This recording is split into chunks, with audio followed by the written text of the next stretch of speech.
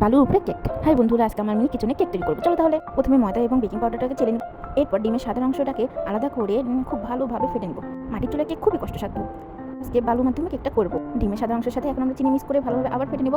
এর সাথে একটু দুধ মিশাবো। আগে চেলে নিয়ে ময়দা এবং বেকিং পাউডার ভালোভাবে মিক্স করবো। কেকটা যেন দলা পেকে না যায় সেদিকে খেয়াল রাখতে হবে। এখন আমরা এর মধ্যে কুসুমটা মিশিয়ে দেবো।